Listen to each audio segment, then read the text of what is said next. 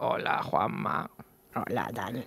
No sé por qué, pero tengo un mal presentimiento con este podcast. ¿Por qué lo dices? No sé, algo va a salir mal. No digas tonterías. Sí. No quiero hacerte daño. Solo quiero aplastarte tus jodidos sesos. Red Ram. Red Ram. Red Ram. Red Ram. Paripar, con Juanma González y Dani Palacios. El podcast. Yeah. Bueno, peliculote para Halloween. Película de terror para Halloween, pero No no sé hemos, por qué. no hemos cogido una pequeñita, hemos cogido de las gordas, de las grandes importantes. ¿Por qué hemos tardado tanto? No lo sé. Pues Por miedo. Por respeto. miedo, porque nos da miedo, nos da respeto a esta película, yo creo. Bueno, La da respetamos igual. bastante. Nos ha convencido Gonzalo Contreras porque es su película favorita, El Resplandor. Hola, Gonzalo. Muy buenas. ¿Qué Juanma, tal? ¿Qué tal? Muy bien, pues con muchas ganas de hablar de esta, ¿Sí? de esta película. Se ha traído un montón de apuntes, Todas ojo, estas cosas hay son mucha amiga, tuyas, va a contar muchas cosas, Gonzalo. Sí, Sí, porque y Gonzalo... muchas fricadas también. De hecho, dicen que tienes la moqueta de tu casa es la del Hotel Overlook, ¿no? De hecho, vivo en el Hotel Overlook. Sí, No lo he querido decir en hasta la ahora. habitación... 237. 237. ¿Te gusta darte bañitos en ese...? En esa encanta. bañera tan Con maravillosa. una Es que mujer que me acompaña todas las noches. De hecho, encantadora. pero se queda ahí tanto tiempo en el agua que se queda un poquito arrugadete. Al final se queda arrugadilla. Se queda un poco negro. ¿eh? Bueno, El Resplandor. Jope, ¿qué contar a estas alturas de esta película? Sí, que no se haya Por contado Dios. ya, porque ya se sabe prácticamente, yo creo que se sabe todo, pero bueno, por lo menos vamos a dar nuestro punto de vista de qué nos parece la película. Sí. Que vamos, que decir que nos gusta es poco. Vamos a decir cosas obvias, ¿vale? Pero podemos decir por qué nos gusta la película especialmente y cuál es el primer recuerdo que tenemos de la película, que eso está bien. Yo creo que a la gente le gusta. ¿Cuál es tu primer recuerdo que tienes del Resplandor? ¿Cuándo la viste por primera vez?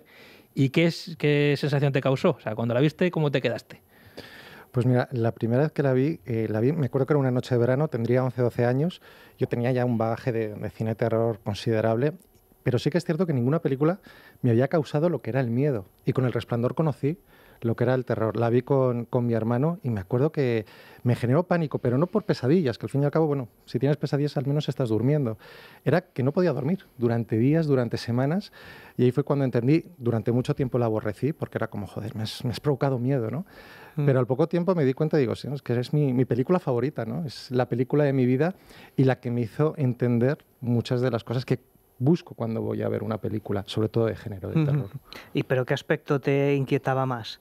¿El Resplandor, el padre loco que mata a su familia, el estar aislado en un hotel, que exista el más allá, que exista el más acá? ¿Qué es la parte que inquieta del Resplandor? Fíjate, yo creo que el no entender absolutamente nada de lo que estaba pasando Sí. y lo poco que entendías te provocaba muchísimo terror. Ver que están un padre, una madre y un hijo, que no hay una relación entre ellos visible de cariño, de confianza. Ver que el padre, cuando está hablando con el barman, con Lloyd, en tiempo atrás llegó a maltratar a su hijo. Muy avanzada la película. Muy avanzada la película, te empieza a dar pistas avanzada la película y es ahí cuando empiezas a entender por qué esa familia está totalmente desestructurada, ¿no? Sí. No hay ningún tipo de cariño por parte de Jack Torrance hacia su mujer o incluso de Wendy hacia Jack en ningún momento. Yo creo que la única secuencia así tierna es una en la que le va a llevar el desayuno a la cama y él solo está pendiente de todo el trabajo que tiene y todo lo que tiene que escribir para la novela. Es esa sensación, esa atmósfera que crea Kubrick, que también está presente de otra forma en la novela de Stephen King, que es pura frialdad de personajes, pura frialdad incluso cuando los espectros empiezan a aparecer. De hecho, esa escena que dices, la que está despertándose en la cama ahí con los pelajos de loco Jack Nicholson, creo recordar, corregidme si me equivoco, que Kubrick la filma a través de un espejo. Sí, reflejado en el como espejo, si, sí. o sea, pone, digamos, algo entre medias. La filma como un reflejo, algo, una ilusión, ¿no? Algo que no es verdadero, ¿no? Una escena de cariño que no es tal cosa, ¿no? Sí. De alguna manera él lo pervierte un poco. Pero has mencionado eso de no saber muy bien lo que pasa, que es lo que le ofendió a Stephen King, autor de la novela original, de que se cargaba el alcoholismo del padre como causa de todos los males y En la película no sabes si es el que está loco o el lugar que está encantado, o en qué medida se retroalimentan las dos cosas, es decir, cómo friccionan esos dos elementos en la película. Eso nunca... la puedes ver 7 veces que nunca te No queda queda claro, pero vamos, ahí... Nunca te queda claro. Sí que, si tú conoces... A ver, lo malo del Resplandor de Kubrick es que si tú no tienes como referencia el libro, es decir, ves la película como vi yo, como cuando la vi cuando era pequeño, pues obviamente hay cosas que se quedan totalmente en el aire y no sabes muy bien por qué pasan. No hay ninguna explicación. Despojo de explicaciones la novela, ¿no? Si tú te lees la novela, sí que efectivamente lo que está en la novela está en la película. O sea, no hay subrayados, no te indican que el problema es el alcoholismo del padre, pero sí que es verdad que en el momento que él empieza a beber alcohol, todo empieza a cambiar, eso es verdad. No te lo enseñan, no te lo dicen, pero en el momento en el que él bebe el alcohol es cuando de repente empiezan a surgir los fantasmas. Es como la puerta de entrada de los fantasmas es a través del alcohol. Cierto. No te lo subrayan, pero en la película está. Sí. Entonces, yo creo que es deliberado efectivamente que el hecho de Kubrick voy a coger un relato de terror más clásico del autor de moda del momento y voy a hacerlo totalmente mío, voy a hacerlo algo más sensorial, más etéreo que una narración clásica, ¿sabes? Sí. Porque la película del Resplandor, donde está la clave está no en tanto en la historia, sino cómo está contada por Kubrick. Él se quiere desmarcar de Stephen King en ese sentido, en quiero hacer la mía y cómo lo voy a hacer mía. Pues dándole este envoltorio, esta experiencia sensorial de que desde el minuto 1, con los títulos de crédito, aunque no tengas ni puñetera de qué va la película, ya te genera mal rollo. Yo creo que esos planos aéreos del coche avanzando por las montañas rocosas, ya te crea desasosiego con los gritos de los indios que se oye de fondo. Y todas las conversaciones tan frías, ya augurando lo que va a pasar porque sabes lo que va a pasar. Insisto, si no tienes ni puñetera idea de qué va la película, solo ves El Resplandor, que tampoco te incita a ver una película de terror, El Resplandor, que es El Resplandor. Puede ser una comedia romántica, puede ser un drama, que es lo que me pasó a mí cuando lo vi por primera vez. Pero ya hasta las conversaciones ya te crean un malfario, te denuncian lo que va a pasar. Tranquilo, eso no me pasará a mí. Y todo se va cociendo a fuego lento y generando muy, muy mal rollo, jugando con la música, con la fotografía maravillosa de John Alcott, en las actuaciones, y, algunas veces rozando el hieratismo y otras pasadísimos de vueltas. Y es casi una película de terror elevado sin quererlo ser. O sea, es épica. Es la primera película de terror elevado o épica de la historia del cine. Hombre, Kubrick acometió la película no porque le interesase el terror, que igual sí le interesaba, sino porque previamente se habían hecho El Exorcista y Tiburón, y dijo, vale, aquí está pasando algo. Principalmente repente el género que era de productores más o menos listillos o sensacionalistas, un poco vinculado a Roger Corman o William Castle, de repente esto está creciendo, ¿no? Bueno, Yo necesito hacer una película que esté a la altura de esto, ¿no? Y él tenía una espinita clavada porque a él le ofrecieron dirigir El Exorcista. Sí. A él, a Mike Nichols y a otros directores, y él dijo que no era su momento. Además, él tenía en proyección La Naranja Mecánica, posteriormente Barry Lyndon, y cuando vio el éxito brutal, no solo de público, sino de crítica del Exorcista, ahí dijo, es donde viene eso me dolió. Ahí es donde viene el giro hacia el terror. Dos cosas. Primero, Stanley Kubrick no es muy fan del género del terror. Y una de las cosas además, se le nota. Mira el género un poquito por encima del hombro y eso me toca un poquito los huevos, pero bueno. Y luego, una cosa fundamental, con Barry Lyndon se metió una hostia muy monumental. Sí. O sea, fue un bajonazo principalmente de público. Y lo que quería es que una película suya llevase a gente al cine. O sea, entonces dijo, vamos a ver, años 70, ¿qué es lo que está pegando? ¿Qué es lo que está arrastrando a la gente al cine? El terror, evidentemente. Principalmente por lo que había ocurrido con El Exorcista, que fue un éxito sin precedentes, que una película de terror arrastrase tanto al público al cine. Y además, viendo que él había perdido una oportunidad, me la ofrecieron a mí, se ha convertido en un hito. Me equivoqué. No y dijo, venga, ¿qué? El Resplandor. Y El Resplandor viene por el fracaso comercial de Barry Lyndon, principalmente. Sí, Vamos a coger un género comercial, a ver si yo consigo algo. Así ocurren las cosas en Hollywood. De todas formas, ¿qué quiere decir la película? Yo creo que lo hemos expresado los tres cuñados aquí presentes, en los minutos que llevamos hablando. Y se resume en el primer plano de la película. Hay un islote en el centro, representado como algo aislado. Tú lo ves a través de una toma aérea de helicóptero, pero es un pequeño islote en un lago de aguas absolutamente cristalinas que reflejan las montañas, pero el islote está ahí. ¿Qué significa esto? ¿Por qué coño abre la película con esta imagen? Y yo creo que su imagen es como Stanley Kubrick ve el ser humano y ver la propia existencia humana, e incluso ve la existencia del más allá, que le da igual. El más allá en todo caso es un reflejo, como lo del agua y las montañas, ¿no? Pero lo fundamental es el islote. Son tres personajes que viven cada uno en su mundo. El aislamiento. El aislamiento humano. Y van a ir aislados, están no solo aislados el uno del otro, sino que van a estar aislados de todos los demás en el hotel durante toda una temporada. Entonces yo creo que eso es un poco la película y es su cosmovisión de lo sobrenatural, ¿no? Y además le permitía hacer ese plano épico. Sí. Volvemos a lo mismo, ¿no? Si algo caracteriza a esta película es la epicidad. Es una película completamente épica, algo que no habíamos visto hasta entonces en el género, porque sí, El Exorcista es una película maravillosa, pero era una película más terrenal, ¿no? Era una película más física. Aquí lo que realmente le interesa a Kubrick es la propia imagen.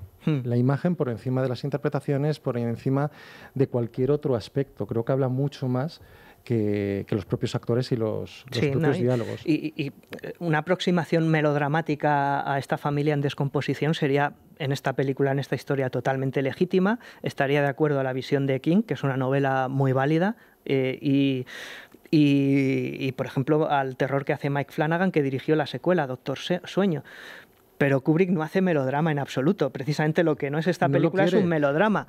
Es decir, están todos tarados desde el comienzo de la película. Y de hecho, Stephen King no quería a Jack Nicholson en el papel principal. Él sugirió a Michael Moriarty y a John Boyd, el padre de Angelina Jolie, porque decía que es que yo no quiero a Jack Nicholson porque Jack Nicholson parece loco desde el principio. Claro, y es verdad. Venía a hacer alguien más sobre el cuco. O sea, ya estaba catalogado un poco de alguna manera como loco, ya había hecho de loco, entre comillas. Entonces era evidente que si tú coges a Jack Nicholson, el factor sorpresa te lo estás cargando. ¿Sabes por dónde va la cosa? Y ahí es donde ves que a Stanley Kubrick le interesaba otra cosa completamente diferente a lo que mostraba Stephen King en su páginas, que es algo que él nunca llegó a entender.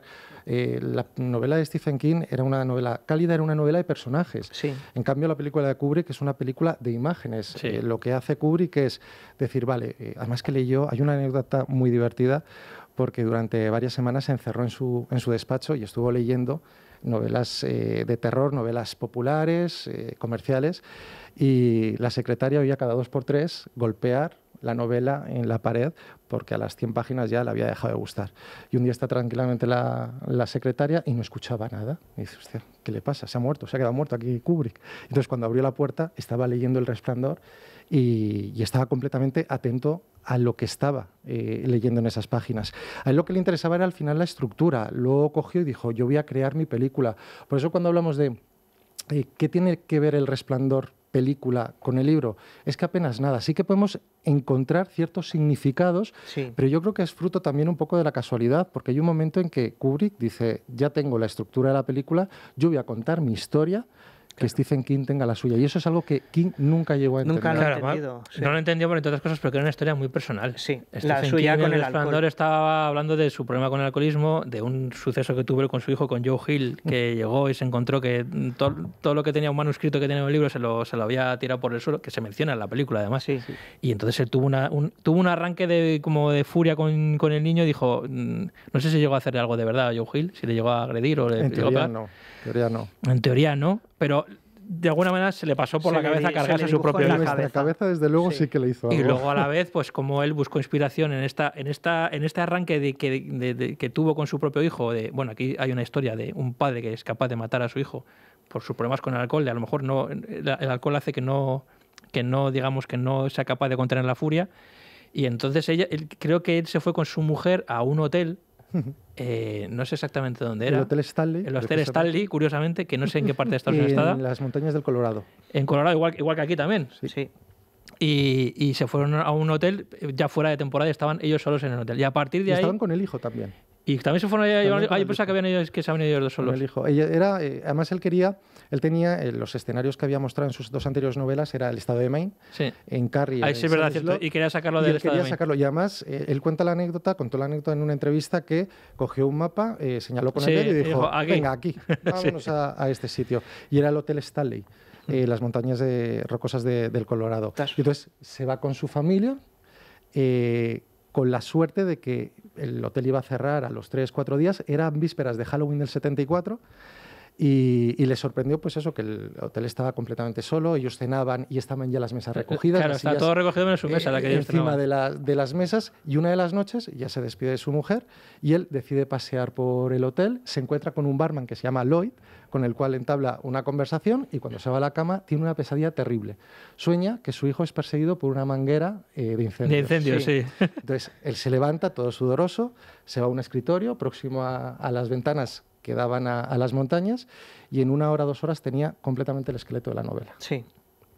Claro, yo entiendo perfectamente que, claro, al ver la película de Kubrick... Él la define de una manera... tanto, claro. Dice que es un Cadillac precioso, pero sin motor, o con el motor Sí, cambiado. es verdad, siempre dice eso, sí. Esa es la metáfora que utiliza, o que utilizó en algún momento King para describir la película.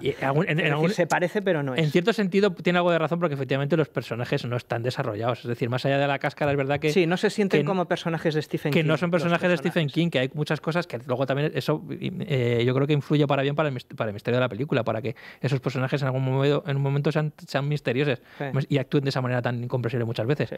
Pero sí que es verdad que no tienen desarrollo los personajes.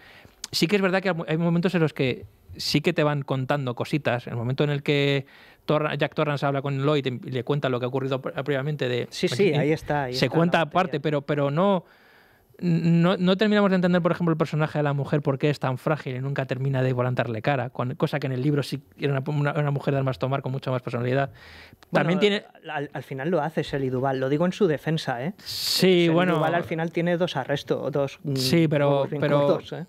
En la novela yo creo que es mucho más resolutiva, enormemente más profundo. Pero ese cambio de Wendy Torrance, que además no es un cambio, es una evolución de su personaje cuando decide enfrentarse a Jack ante lo que... Es una mujer más equilibrada, ¿no? Porque Stanley Kubrick quiso dar la imagen de una mujer absolutamente dependiente de su marido. La decisión de coger una mujer totalmente frágil, sometida a su marido, me parece una decisión súper acertada de Stanley Kubrick. Me parece que hace que funcione todavía muchísimo mejor el conflicto que tiene esa familia y entender cómo han llegado hasta ahí. Es decir, lo que no hubiera sido plausible y creíble es que sea una mujer con mucho más arrestos y con mucha más personalidad hubiese permitido llegar hasta esa situación y haber incluso decidido irse con su marido, que es un alcohólico, a un hotel. O sea, no tiene ningún sentido. Sí. Es mucho mejor coger una mujer frágil totalmente sometida a su marido. Y lo de coger a Jack Nicholson haciendo una interpretación totalmente excesiva, casi digna de Jim Carrey desde el comienzo de la película... con el paso del tiempo y de los visionados de la peli tiene su sentido, porque yo lo veo como una máscara. Es decir, es un tío que está interpretando un papel toda su vida. Está claro que no quiere a su familia y nunca la ha querido, no está a gusto con ella, se le escapa al final de la película en algún momento, ¿no? O durante el transcurso de que es que me molestáis, o sea, es que me estorbáis, sois el causante de mi fracaso, ¿no? Sois la causa de todo eso.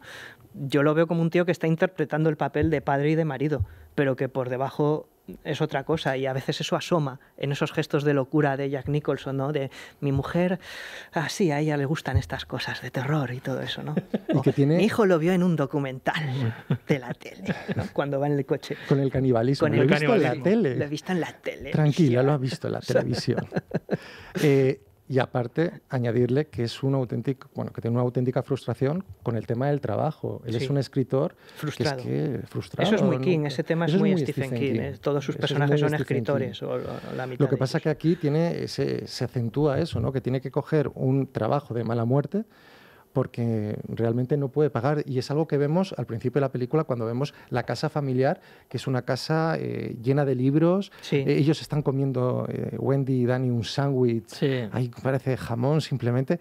es una familia pobre, es una familia Eso en el de libro clase también baja. está, de todas formas. Ellos son una familia tiene de... más- Sí, pero aquí creo Sí. que Kubrick, con las decisiones que toma, acentúa todavía más ese carácter de Jack Nicholson, de Jack de Torrance. menos de que obrero. En el- en no el- quiero En el a libro, mi en el familia. libro se En- cuentan más cosas. Sabemos Sí. que es un profesor que ha tenido un problema con un alumno, que decir que tiene Sí. mucho más contexto. Aquí solo sabemos a mitad de la película que ha tenido un problema con su hijo. Era un Sí. ataque de ira. No sabemos nada más. O sea, hay que decir que Una de las dudas que a mí me corroen...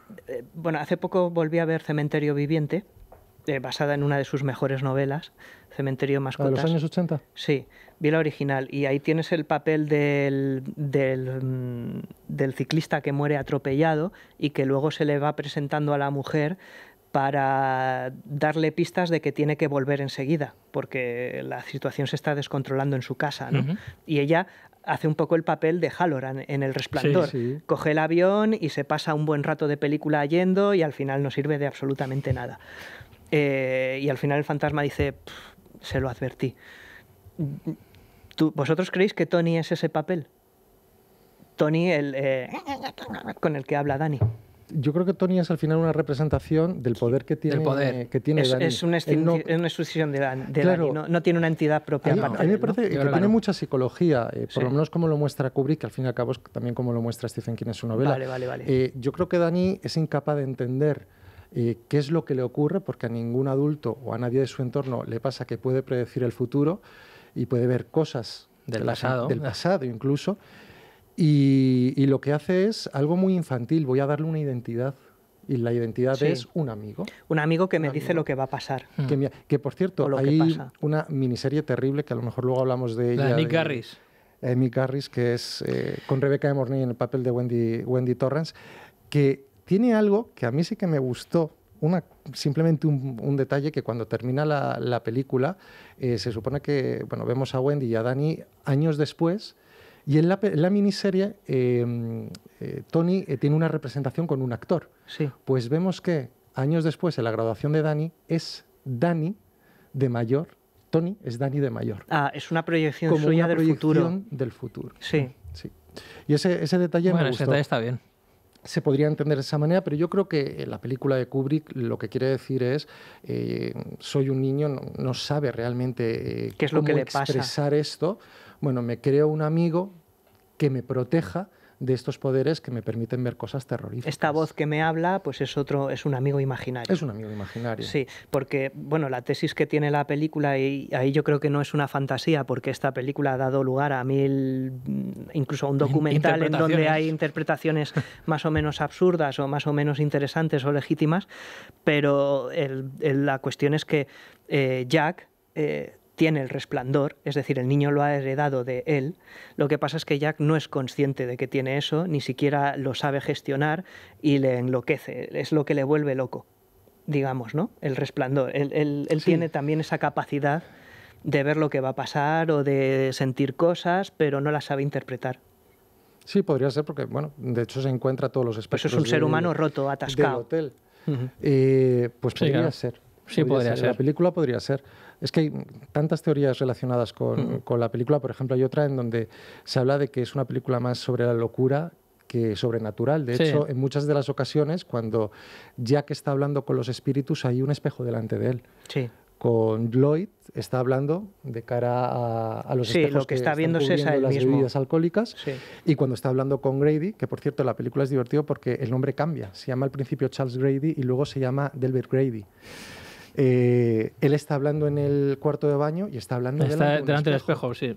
Incluso cuando está hablando, Es cuando verdad. está encerrado en el almacén de comida, él está pegando golpes y tiene el reflejo de él mismo. Por eso te digo, siempre, yo el pero que le pongo a Kubrick es que él mira el género de terror por encima del hombro un poquito y él intenta darle una explicación racional a lo que está ocurriendo. Es decir, aunque está basado en una novela que hay fantasmas, está claro que Kubrick no cree en los fantasmas. O sea, O no le interesan. No le interesan porque no cree. O sea, la gente que cree en fantasmas para Kubrick es gente estúpida, gente de muy baja... Sí. Entonces él intenta dar una explicación a lo que está ocurriendo como efectivamente que lo que ocurre es que Jack Torrance está loco. Entonces lo que está haciendo finalmente es proyectarse a sí mismo sus obsesiones y sus malos rollos. O sea, pero no hay ningún fantasma en ningún momento para la película. Yo creo que es lo que Kubrick quiere dar a entender. Y de hecho en el montaje americano va un poco más por ese rollo, porque al final juega con lo de la pelota de tenis, que aparece en la escena del hospital, un montón de cosas más, que te dan a entender que lo que ha ocurrido en el hotel no ha ocurrido realmente. De hecho, no había que fantasmas. hablar de esa versión con cuántos minutos adicionales del Veintitantos minutos más. Está disponible en 4K y en Blu-ray en alguna edición extranjera, es decir, que es relativamente fácil de encontrar, pero es una versión extendida del Resplandor, que es lo que hay ahí.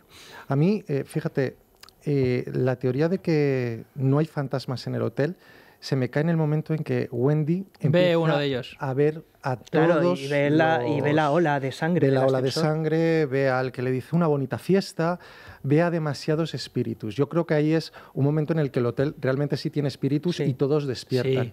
Sí, lo que pasa pero despiertan con el ansia asesina del padre.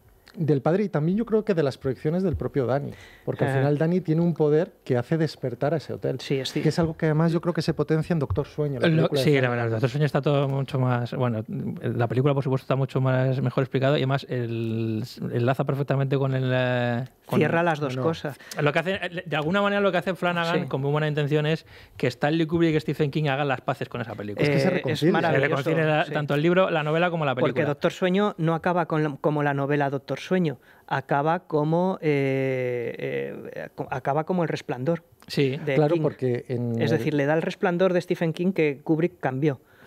Pero a la vez respeta lo que hizo, porque es una continuación legítima de la película de Kubrick. Es que con lo cual... el final sobre todo se ve en los últimos minutos de Doctor Sueño, es una auténtica reconciliación. Yo creo que todos los que somos fans de la novela y fans de la película, que sí se puede. Se puede. De hecho, tienen las mismas iniciales, Stephen King y Stanley Kubrick, SK, o sea, es como es una de las muchas casualidades extrañas. Hay demasiadas casualidades, es que están hechos al final del amor al odio, del odio al amor. Hay un complementarios, paso. Y en el final de Doctor Sueño, realmente lo que muestra es una auténtica reconciliación. No podía acabar, bueno, la novela del Resplandor termina con el hotel incendiándose. Claro, Entonces, claro, no hay hotel en la novela de Doctor Sueño.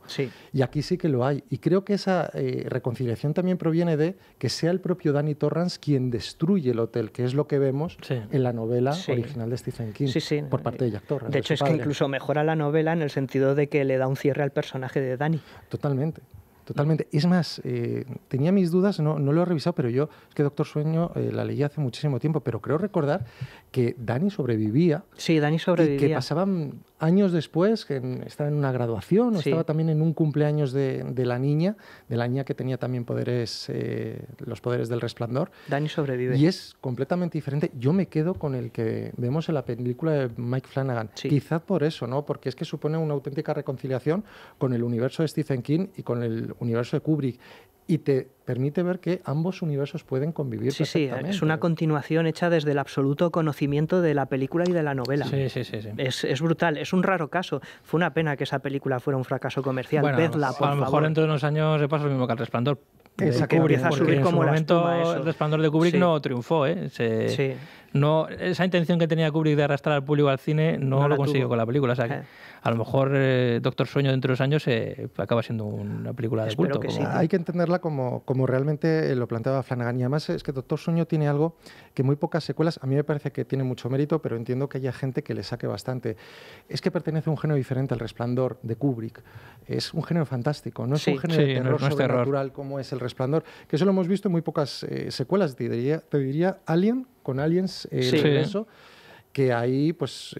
Vamos a sutilmente cambiar el género. Aquí se cambia el género, se tira a un género más fantástico, además hay vampiros, entre comillas, de almas, ¿no? Por medio, con Rebecca Ferguson, que está maravillosa.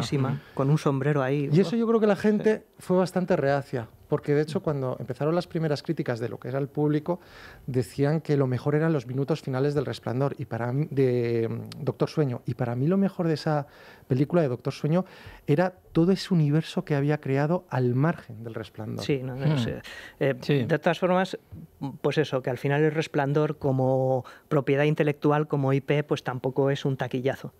Es decir, es popular, es famosa, la gente la va viendo, pero no arrastra a 20 millones de espectadores el primer fin de semana como una película de Marvel. No es ese concepto, quizá. No. Se fue fraguando esa taquilla. Sí. De hecho, Kubrick un la culto. retiró en más de una ocasión. Sí. Porque de hecho había un final, que es un final que está descatalogado, no se puede ver, no sé si hay algún fotograma, pero por lo menos secuencias no hay, que es precisamente el final en el hospital, que están Wendy y Danny en el hospital, llega el señor Ullman, el director del hotel, se presenta ante Wendy Torrance, le pide 1000 disculpas, incluso en palabras de Shelley Duvall, le ofrece que se vaya a vivir con ellos hasta que se atemperen, hasta que vuelvan a la calma. Ella no responde nada y luego ve a Danny. Entonces cuando ve a Danny le dice, por cierto, Danny, tengo una cosa para ti. Se saca una pelota, que es la pelota amarilla.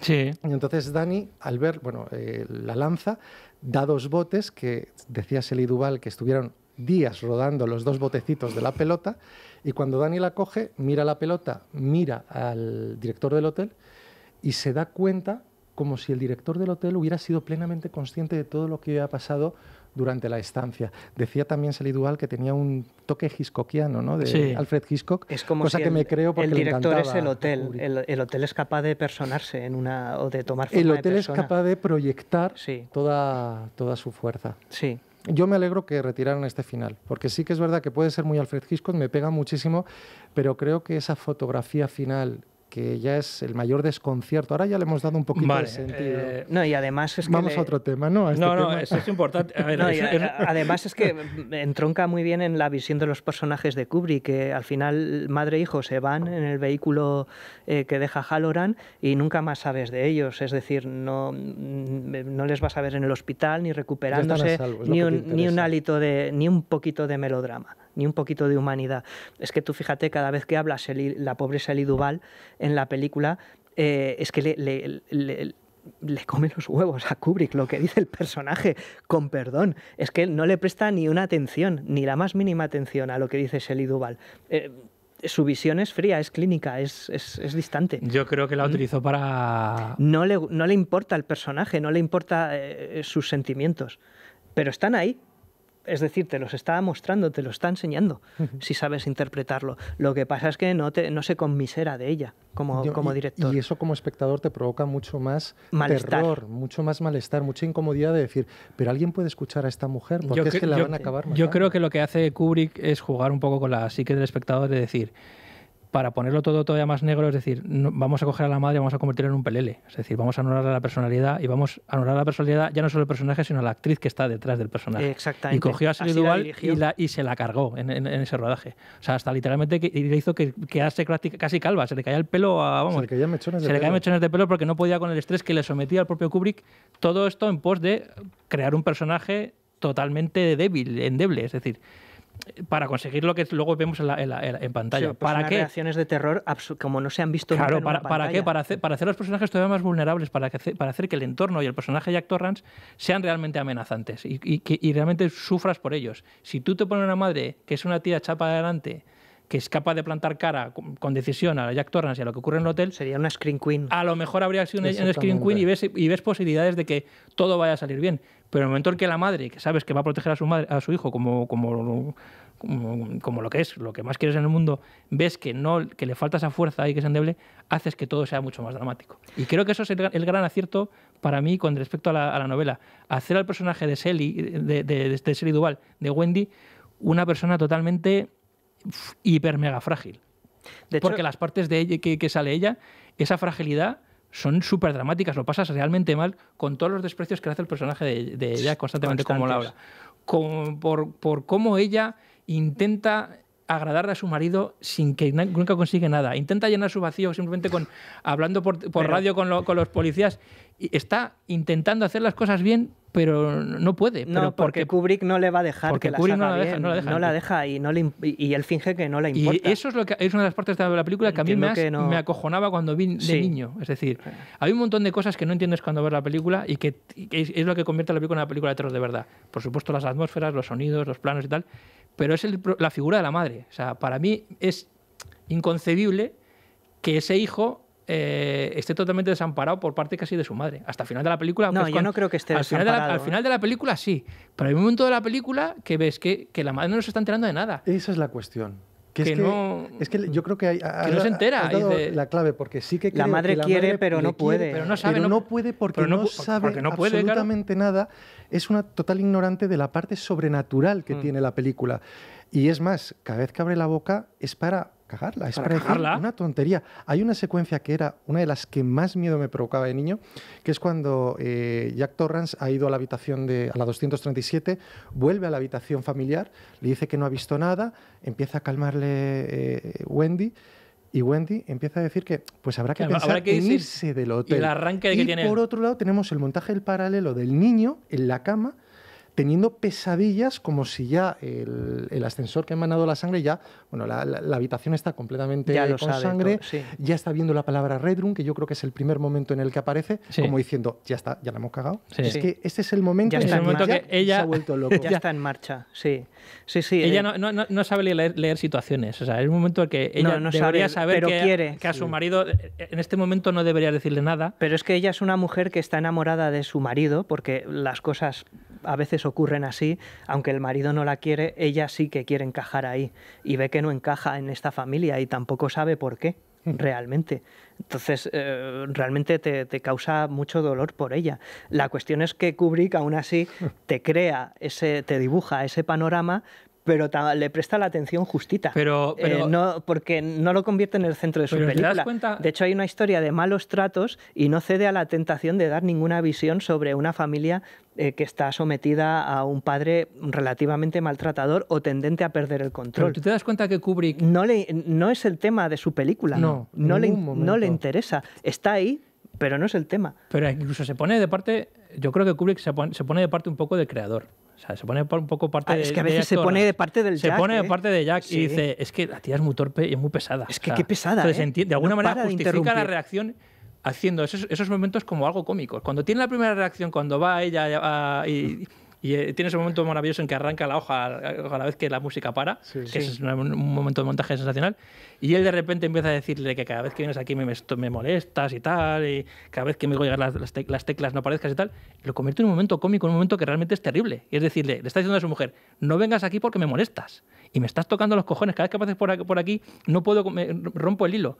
Y la pobre mujer se queda pasmada, o sea, se queda totalmente indefensa. Y en vez de decirle, mira, tío, vete a tomar por culo, que es lo que tenía que hacer, dice, vale, perdona, y se pira. Sí. Pero en un momento tan terrible como ese, el cabrón de Stanley Kubrick se pone de parte de Jack y lo hace en un momento cómico. Y de hecho... Y eso es un momento que, aunque te ríes, si lo analizas fríamente, cuando lo ves cuando eres niño, te causa terror. Te causa terror porque además estás viendo que hay un dominante. Y eso provoca miedo. Y cuando dices lo del creador, estoy totalmente de acuerdo. Y para mí el plano o la secuencia que marca que Stanley Kubrick se pone de parte de Jack Torrance es el momento en el que Jack Torrance se aproxima al laberinto y ve a su familia andando por el laberinto. Ahí es el creador. Yo estoy dominando esta escena y vosotros estáis a mi merced. Ahí es una declaración de intenciones de lo que vamos a ver. Ejemplos como la secuencia, esa primera secuencia que es de auténtico maltrato, lo que está haciendo es confirmar esa idea, confirmar es que esta mujer no se va a defender en ningún momento. De hecho, la siguiente secuencia que tiene Wendy Torrance es poniéndose en contacto con la radio, viendo a ver si funciona alguna de las emisoras. Hasta y tal. los policías se ríen de ella. Se ríen de ella. Es como, pero señora, cambio. Está completamente continuamente jugando ahí, con eso. Sí. Y hay un momento en que le dice el que está al otro lado, bueno, ¿podemos ayudar en algo más? ¿Me puede dejar tranquilo que tengo mucho trabajo? Nadie hace caso a Wendy Torrance, ni siquiera a su propio hijo. Sí. Porque ese es otro de los grandes aciertos que tiene la película. Hablábamos de la frialdad. Es que no parece una familia, ya no una familia desestructurada. Es que cuando están paseando, están paseando por el laberinto, te gusta, qué bonito es. Se lo repite como 20 veces y el niño es como, que sí, mamá, que ya me lo has dicho. Es que el niño no es otra cosa. No, es que viven en universos distintos. Los tres personajes son islas. Son islas. Viven en mundos completamente diferentes. Sí. De ahí que tengas tanto miedo por ella y por el niño, sobre todo porque ves que ella no va a proteger a ese niño que encima sabe y conoce todo lo que va a ocurrir. Sí. Sí, y luego tampoco sabes el papel del hotel en todo esto, ni... A ver, tú sabes el papel del hotel porque tú te has leído la novela Ni y sabes lo cuáles que hay, son- pero si tú ves la película sin ver, no no lo tienes sabes, ni puta idea no de lo que pasa. sabes. O sea, No lo sinceramente, sabes, como película de fenómenos paranormales se queda corta, pero no sigue eso no la, es no un sigue la- descrédito hacia la película. Claro, no sigue las normas del cine de terror, que es lo que yo digo que Stanley Kubrick lo hace deliberadamente.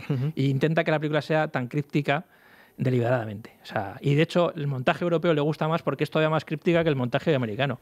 Para que no rompe más De con hecho, lo, es que con lo- la con lo mitad establecido en el cine de terror. Podemos considerar que Jack Nicholson está también teniendo visiones todo el rato y no enseña ninguna. Simplemente es él así, Sí, en la ahí ventana, como mirándolo. cambiando. ¿Qué está viendo? ¿Qué está pensando? Igual está teniendo Bueno, de hecho, flashes tiene como un par el de- niño. la primera vez que se encuentra con el espectro, con Lloyd, se da Claro. por hecho que ya se lo ha tenido que encontrar en otras ocasiones. O sea, como si Jack ya hubiera vivido experiencias sobrenaturales en ese hotel. Sí, sí, porque te lo porque- presenta, hombre, ¿qué tal? Poca gente esta noche, ¿no? Y es como, Y ¿pero es, qué pasa? ¿Que este hombre ya le conoces? Si ¿Ya tenéis ves, una si relación? ves cómo va transcurriendo la película, que además está como separado todo por cartelas, por capítulos. Que ¿no? crea muchísima tensión, Sí, por cierto. y me hace mucha gracia porque hay un momento en que pone martes. Martes. Bueno, Es primero la, es. es la sensación que tengo yo todos los martes, que es el peor día de la semana, martes. A mí me hace mucha gracia que es un mes después y luego de repente es martes. Martes. Va reduciendo No es además 2 el meses tema. después. O sea, no, ya sabemos martes. que el peor día de la semana para Kubrick es el martes, ¿no? Siempre. Sí, sí.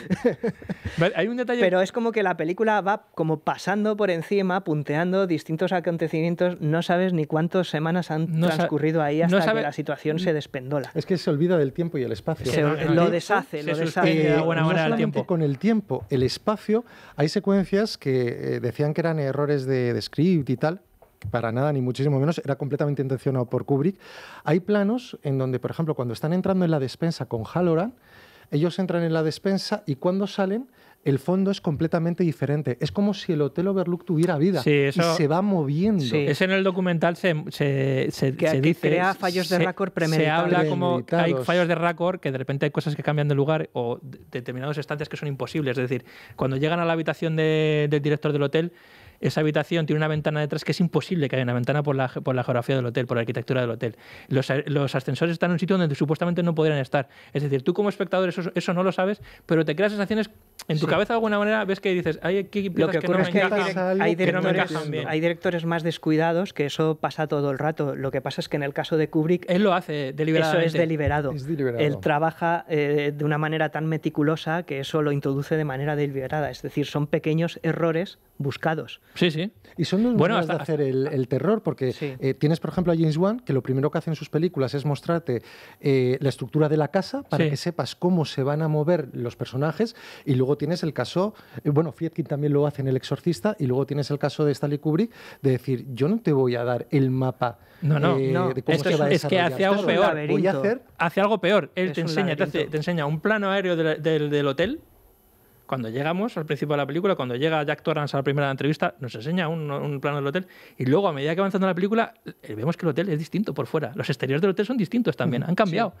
Vemos que hay un momento de la película que vemos el laberinto que está justo enfrente del hotel, pero cuando llegamos al principio No no se está ve. el laberinto. Es decir, se ve. De hecho, él se vale mucho de la estética. Uno de los avances técnicos de la película, que ya estaba en Rocky, fue la Steadicam de Garrett Brown, para Sí. seguir a los personajes en las carreras y ves todo el escenario, todo el hotel, y la utilizó mucho en el primer plano de Danny en el triciclo, haciendo el recorrido por todos los pasillos, hasta que llega, creo, a la habitación famosa, la 237, y ya se 237. queda ahí mirando porque tiene la llave puesta, sin creo recordar.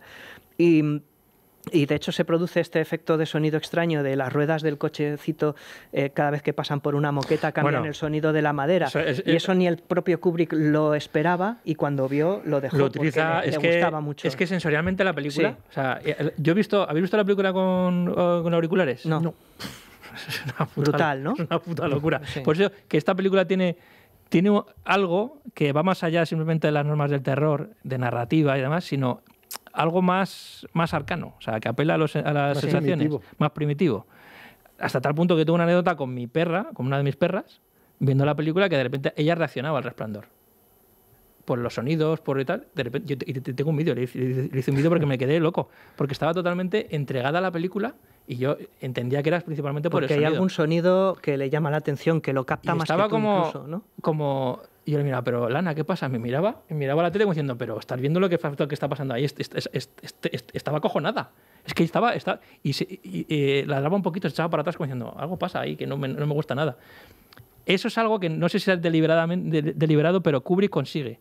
Los sonidos, el triciclo pasando por la moqueta, por la alfombra, y cuando toca el parqué de repente hay un estruendo, estruendo mudo. Ese tipo de cosas son sensacionales para apelar a sentimientos que no podemos entender. Tú ves la película y efectivamente hay muchas cosas que no entiendes, no están bien explicadas, no sabes cuál es el papel del hotel, no sabes de dónde salen los fantasmas, no entiendes muy bien la parte final de por qué está en esa foto del Igual es lo que te estaba preguntando el perro.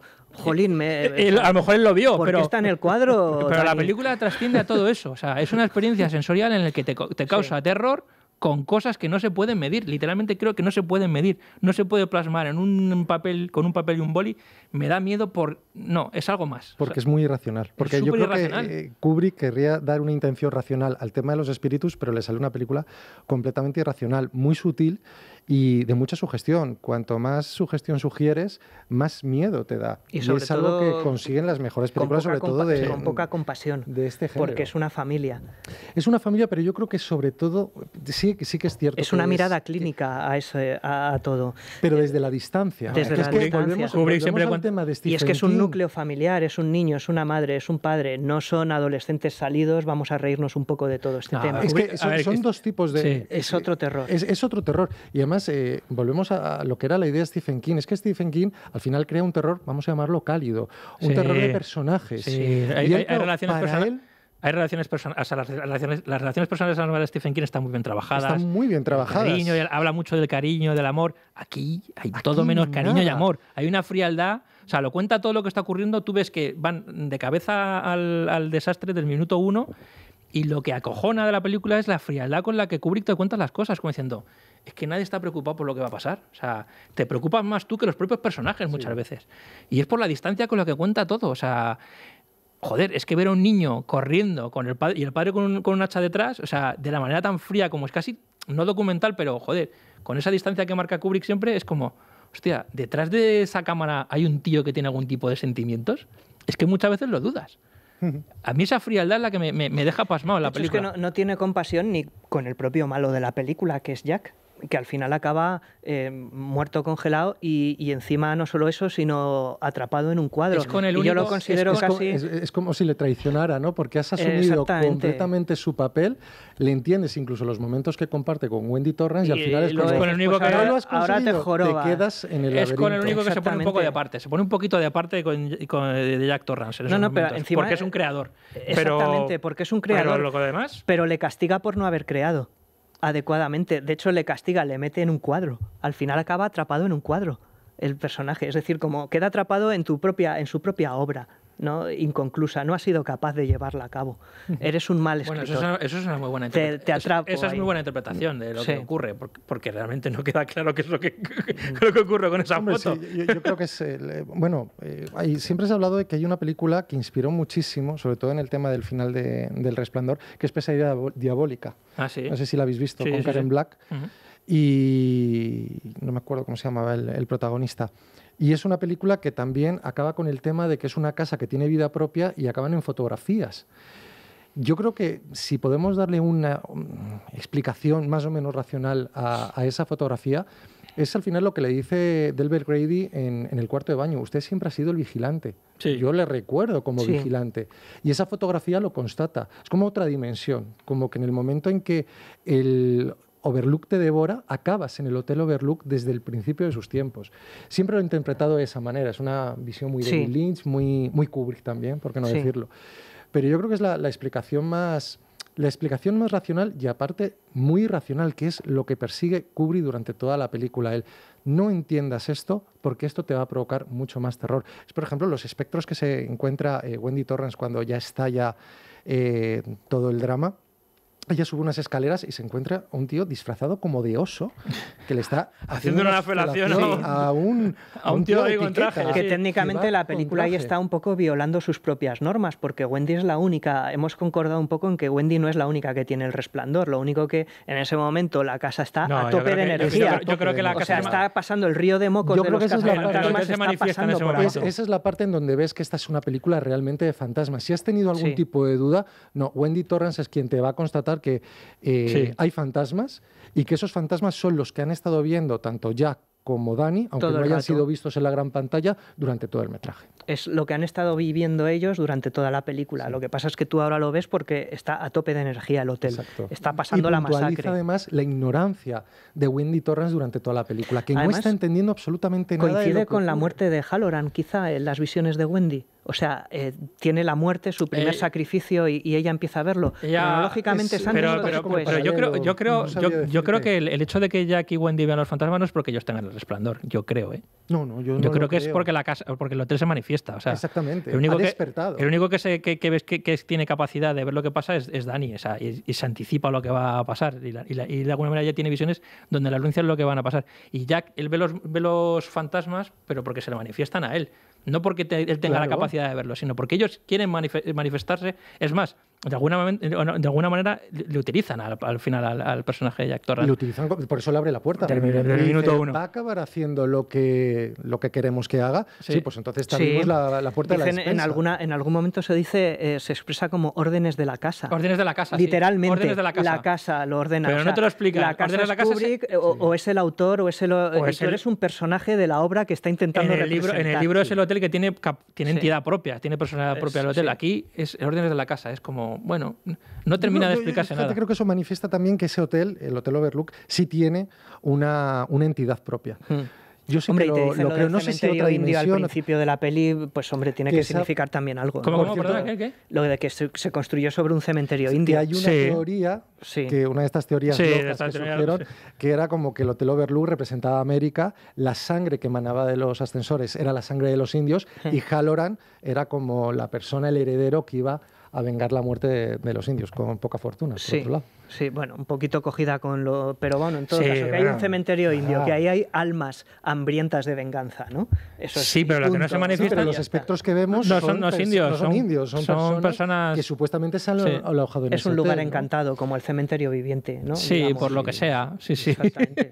No te lo explican. Y ya está, es que hay un momento en que Y que no te lo también- expliquen creo que No, provoca que yo mayor creo que terror. lo bueno del resplandor de Kubrick es que no te explican absolutamente nada y eso todavía ese desasosiego crea todavía más miedo. O sea, esa falta de piezas del puzzle hace que la película sea todavía más redonda y crea esa sensación. Y el Y de hotel no es un entender los cachondo, personajes. además. ¿Eh? El hotel es un poco cachondo, ¿no?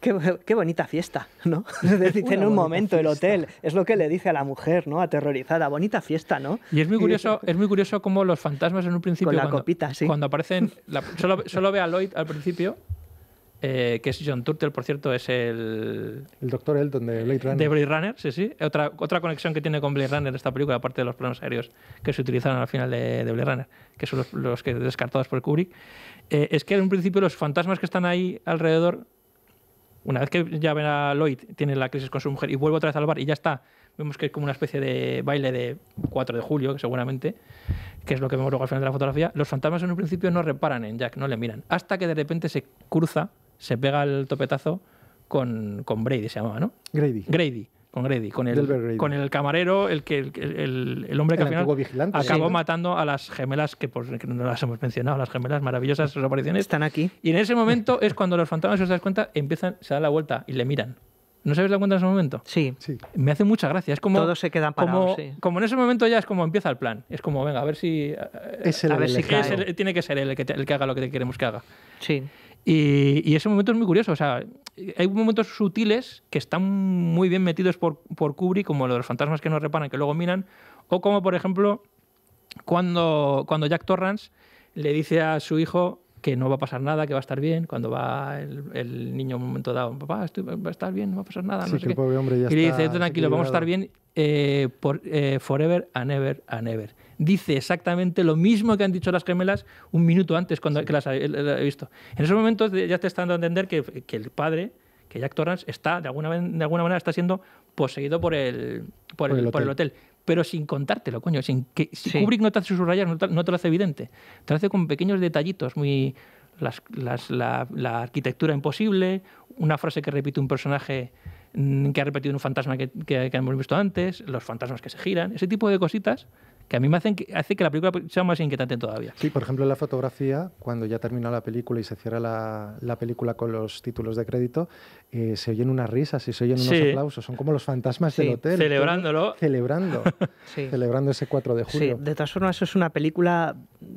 refleja el terror en rostros desencajados completamente, en mandíbulas tensas. La cara de Scatman Crothers es terrorífica y fíjate que es el bueno de la película, ¿no? Pero Kubrick sabe darte miedo con las caras. De hecho, a Jack Nicholson le permitió, se lo dijo desde un primer momento, quiero que seas tú, como llévalo al paroxismo, o sea, llévalo a la locura, porque confío en el papel que puedas realizar. Sí. Además pensó en él desde el primer momento. Él le había tenido contacto, ahora que se ha puesto tan de moda Napoleón, dirigida por Ridley Scott. Sí, la peli que quería hacer él. La película que quería hacer, él se puso en contacto con Jack Nicholson. Y que, por cierto, su mujer, la mujer Josefina, iba a ser Audrey Hepburn, que me hubiera encantado haber visto a ese Ojo, esas películas dúo. Que nos hubiera gustado ver, ¿no? Están en algún universo paralelo hechas. Sí, en el Overlook. En el Overlook, sí, la puedes ir a ver. Ponen el Napoleón de Kubrick. Y a raíz de tener ese contacto para la película de Napoleón, jamás lo perdió. Tenían conversaciones telefónicas y cuando ya leyó el Resplandor, dijo, y es que ya tengo a mi actor. Y le permitió, ya que hablabas de lo de las muecas, le permitió a Jack Nicholson, expláyate. O sea, bueno, es que sí. A lo bestia. De hecho, en el documental del DVD, en algún momento explican el proceso de ese tópico de las 1000 tomas que hace Kubrick de cualquier cosa, ¿no? Hasta sacarte de quicio. Pero que es real. Tú como actor tienes que hacer una escena. Durante las 5 primeras tomas das distintas versiones de la interpretación. De hecho, Jack Nicholson tiene una normal, tiene una más pasado de madre y luego tiene otras en donde se va progresivamente volviendo más chiflado, ¿no? O sea, de la sobriedad al exceso. Kubrick le permite hacer eso. Pero es que su verdadero objetivo es que ir agotándole, ir dándole todas esas versiones y a partir de ahí, cuando ya no sabe lo que hacer ni lo que ofrecer, ver qué es lo que hace el actor. Eso es un método que hacen muchos directores, que lo hacía Kubrick. Y a partir de ahí son las tomas que a Kubrick le empiezan a interesar. Pero eso lo hace... el que lo puso de moda fue Kubrick y luego muchos directores que han adoptado ese método. Pero es un proceso, tienes que llegar Lo hace Fincher también. Es un proceso súper largo y súper tedioso porque al final los actores van allí con sus ideas de mi personaje, lo creo yo. Sí, naturalmente. Y yo voy a hacerlo, yo tengo una idea muy clara, muy bien, vale, vamos a empezar pero poco a poco vamos a ir repitiendo hasta que al final te anula la voluntad y vas a estar tan cansado que simplemente por acabar la jornada vas a hacer lo que yo te diga. Y eso Kubrick lo hacía. O ni siquiera lo que yo te diga, simplemente voy a ver qué es lo que me puedes ofrecer. Sí, bueno, yo creo que va más pero por hasta el momento, y luego yo ya veo cuál cojo. Igual cojo la primera toma. Además, Kubrick... pero te voy a exprimir hasta que no quede ni un poquito de agua. Eso es algo que además vemos en el documental que comentas, en la escena del hacha, que vemos a los dos actores, a Shelley Duvall y a Jack Nicholson, y son dos cosas completamente contrarias. Stanley Kubrick está pendiente de Jack Nicholson, la otra pobre mujer, que además Kubrick había dicho a gente del equipo que no hablara con ella para que tuviera todavía mayor sensación de aislamiento. Y es curioso porque Kubrick se muestra muy amigable con Jack Nicholson y le está diciendo, sí, me gusta esta toma, pero me gusta esta toma, pero, o sea, le está haciendo creer que todas las tomas le gustan, son cuando buenas, realmente pero que hay algo, sí. Es como, no, que yo quiero algo mejor. Seguramente si le hubiera dicho, mira, yo esto no lo quiero, él se hubiera cabreado a Jack Nicholson y hubiera dicho, pues nada, hasta luego. Pero Jack Nicholson se cree que Kubrick está de su lado, cuando lo que está haciendo Kubrick es, a ver, que te quiero destrozar y te voy a llevar al terreno que realmente quiero para la película. Pero entiende que al final es una manera de llevarla a su terreno. O sea, totalmente, decir, exprimirle, pero también llevarle a lo que él quiere. Tú piensas que Jack Nicholson en aquella época era una estrella. Sí. Le había ganado un Oscar, un tío que había trabajado con Milos Forman, que es un actor, digamos que reputado. Y Stanley Kubrick tenía fama de ser un director estrella, pero tampoco era Quiero decir, no era la rehostia. No te garantizaba absolutamente nada trabajar con Kubrick. Hay muchos actores que han trabajado con Kubrick que luego no hemos sabido nada de ellos. Ryan O'Neill, Malcolm McDowell, que luego han hecho películas. Sí, pero nunca han tenido el momento tan estelar como han tenido en esa película. Y luego esas películas, muchas de ellas, sí, con el tiempo han sido consideradas obras de arte, pero en su momento era como... Bueno, lo importante, lo que era la carrera del actor, no lo fue. No lo fue. Entonces yo creo que sí es un poco para llevarlos por donde ellos quieren, pero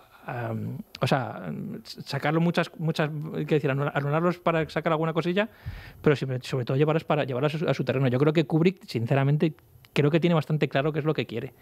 O sea, no creo que más allá de ciertas cosas pruebe cosas. O sea, yo creo que es un método de... Él está filmando personas que se están derrumbando y les va a llegar al derrumbe a los actores para que representen eso que es lo que él busca. Que... Sí, total. De hecho, no creo que improvise. Quien improvisaba era Jack Nicholson.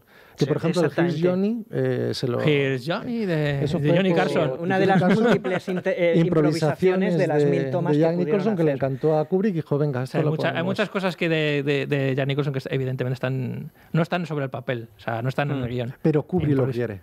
Claro. Kubrick quiere llevar ese terreno para decir, venga, esto lo descarto, pero esto me quedo con ello. Te he cogido por algo, quiero que me lo ofrezcas. Efectivamente. Vamos a hacer la pausa que refresca. Vamos a poner musiquita. Este es el momento en el que si estás viéndonos por la tele se acaba el programa. Si estás escuchándonos un domingo por la noche en la radio también se acaba. Si quieres escuchar más, quedan otros 20 minutos más o menos que escucharás en el podcast y en el vídeo de YouTube, importante. Ahora, si estás escuchándonos en el podcast vas a escuchar musiquita. Y vamos a escuchar John Lennon, Instant Karma, y luego después de la publicidad te contamos por qué Instant Karma. Hala, hasta ahora.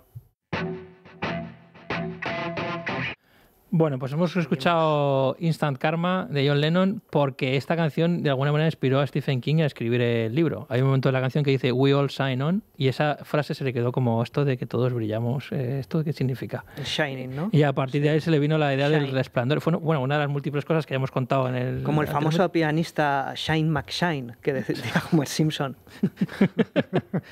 Pues por eso hemos escuchado John Lennon esta canción, no por nada. Las canciones tienen una importancia tremenda en los libros de Stephen King. De hecho, él tiene una banda de rock y él está continuamente nombrando canciones en las la cultura novelas. popular está siempre presente. Me encanta. Y pone las marcas de los productos que se utilizan y las marcas de los coches. Dice que le da como ilusión de realidad todo. Pero en las canciones yo muchas veces que me las busco por YouTube si estoy leyendo un libro suyo para saber un poco en lo que está pensando él, ¿sabes? Porque el tío tiene pues un conocimiento de la música americana bastante tocho. Me encanta que le guste tanto la cultura popular, Sí. o sea, los grupos de rock, Sí. los coches, la marca de los coches. Sí, las motos. Las todo motos, eso. me gusta mucho. Sí, le da detalle. De eso te metes más en sus novelas. Claro. Esas canciones. Y lo que dice Juanma, que luego pues es un trabajo de casi de detective. Voy a buscar esta película, voy a buscar esta canción, voy a buscar a ver este coche cómo es, que lo ha descrito él, pero voy a buscar a ver cómo es. Eso está bonito. Incluso cuando estás escribiendo a lo mejor una canción que sí que conoces y empiezas a cantarla en tu cabeza mientras estás leyendo la novela, todo encaja. Todo encaja sí. de repente, sí. No hace falta que acudas, es todo encaja. Muchas veces se habla además de Stephen King como un autor mainstream, un autor de comida basura y es una cosa que me pone muy de los nervios, ¿no? Sí. Porque creo que es... un narrador extraordinario. Más que un narrador, creo que es un cronista magnífico del siglo XX y sobre todo, de la última época del siglo XX. Totalmente. La guionista de esta película, Diane Johnson, cuando escribió el guión, así percibía que era Stephen King. Que eso es para... De nuevo andando miraron el género por encima del hombro y miraron el terror. Tanto Stephen King como Diane Johnson por encima del hombro. Diane Johnson pensaba que era un libro de terror, que Stephen King tampoco es que fuese un gran narrador y que era un tío de fórmula, sin más. Fíjate, yo creo que no podía estar más equivocado, pero bueno. Sí, hombre, también era su tercer libro. Era su tercer libro y a lo mejor también Stephen King. ¿Qué tercer libro, por cierto? No sé. Aparte tenía otras dos novelas que eran magníficas. No supieron verlo y de hecho mucha gente a día de hoy sigue sin verlo. Yo me acuerdo cuando tenía también 13, 14 años, yo leía a Stephen King en vena y mucha gente, supuestamente cultureta en el sentido negativo de la palabra, te cogía y te decía, pero bueno, si es que no vale nada, si es que es un autor de 3 y cuarto, es un autor comercial, que es algo que me pone de los nervios, como si los autores no pudieran ser comerciales. Y cuando tú lees las novelas de Stephen King, te das cuenta que hay una crónica de lo que ocurría en aquel momento de una manera aplastante. Coges Carrie va más allá de una chica con poderes telequinéticos. Está hablando del bullying. Sí, claro. Está hablando no solamente del bullying, de los hijos del baby boom, de chavales que viven con unos padres que les han dado absolutamente todo, en casas con vallas blancas al más puro estilo terciopelo azul, y que son unos cabrones que le hacen la vida imposible a una pobre los típicos chiquilla. abusones de las Abusones. películas suyas. Pero luego, aparte, que es que realmente la sensación que tienes al acabar todas sus novelas, incluso las peores, porque las tiene peores que otras, es que la densidad de los sentimientos y la profundidad de los personajes te ha llenado más que la de otras muchas obras. Es decir, yo acabo un libro de King y empiezo otro libro de otro autor y es fácil de percibir que los personajes tienen mucho menos vida en la siguiente novela en relación a cómo están hechos en la novela de King, y eso me pasa siempre en todas ellas. Es decir, que tiene una facultad de hacer escenas y personajes que realmente parece que están vivos en general. Y luego la parte de como de lo cotidiano te empieza a ir a lo sobrenatural o te abre una pequeña puerta a lo desconocido, es muy propia suya, no la hace nadie más que a igual. veces es simplemente una excusa para hablar probablemente. de terrores que son mucho más humanos que sobrenaturales. Lo que pasa es que luego añades elemento sobrenatural y ya compras el relato con creces. Sí. Pero muchas veces lo que más miedo da, por ejemplo en la novela, hablamos de la novela del Resplandor, es el alcoholismo y todo ese pasado que tiene el padre, ese currículum de maltrato que tiene hacia la madre. Todo eso provoca mucho más terror que los aspectos sobrenaturales. Los aspectos sobrenaturales lo que hacen es acentuar lo que realmente quiere. Son un reflejo, una proyección de los fantasmas. Y aquí nunca mejor dicho, ¿no? Porque parece una proyección de todo ello, ¿no? Vemos cosas reflejadas en los espejos, es lo lo que había contado hemos Gonzalo dicho anteriormente, al final. ¿Y sabes lo que se proyecta estupendo en casa? Las películas de Flixolé. Flixolé, amigos. Tengo un antojo. Como está Kenneth Branagh de moda con las pelis de Hércules Poirot, quiero ver las antiguas, es decir, la de Lumet y la de Guillermin, creo. John Guillermin, sí. Asesinato en el Orient Express, la primera de ellas, con repartazo, y Muerte en el Nilo. Muerte en el Nilo, maravillosa. Bueno, pues están las dos en Flixolé. Con Mia Farrow, David Niven, Bette Davis, Peter Ustinov haciendo de Hércules Poirot, esa película. Angela Lansbury. Sí. Angela Lansbury, es verdad. Angela Lansbury que hacía así como de medio loca. Sí, la acababa bastante mal. Pues, es muy buena esa película. Sesión doble, tío. Y la de Sidney Lumet también me encanta. Con Albert Finney haciendo de Hércules Poirot está muy bien. También con un reparto de tela maravilloso. Sí. A mí me gusta, por ejemplo, hay uno de estos recomendaciones como ciclos que ponen en Flixolé que se llama Lo Rural, que ya hablamos de La Noche de los Girasoles, que podemos meter en Lo Rural, en el primer podcast que hicimos, segundo que hicimos de Flixolé. Y aquí hay un catálogo de películas, como por ejemplo El Séptimo Día, la película de Carlos Saura, basado en los crímenes de Puerto Urraco, que no estaba mal. Película. El Bosque del Lobo, joder, vaya película. Joder, es espectacular. Secretos del Corazón, El Sur, de Víctor Erice, la que está tan de moda con su última película. ¿Qué más? El Camino, la obra de Miguel Delibes, Carne de Gallina, El Extraño Viaje, que ya hemos mencionado en otro podcast, El Olivo, que esta es más reciente. Hay un montón de películas de dramas y thrillers rurales, Calabuch, maravillosa, de Berlanga. El Cebo, Dios, El Cebo. Sí. Una de las mejores películas de las mejores películas españolas de la historia. El Cebo. Y qué poca gente la conoce. Y qué poca gente la conoce. Sí. Federico, director además de Marcelino Panivino. Claro, la Isla Baida. Sí. Federico siempre dice que a él le gusta más El Cebo que M, el vampiro de Düsseldorf. No sé qué opinará de esto Noemí Guillermo, pero hay mucha gente que opina lo mismo. Es verdad que le gusta más El Cebo. Yo estoy de acuerdo también.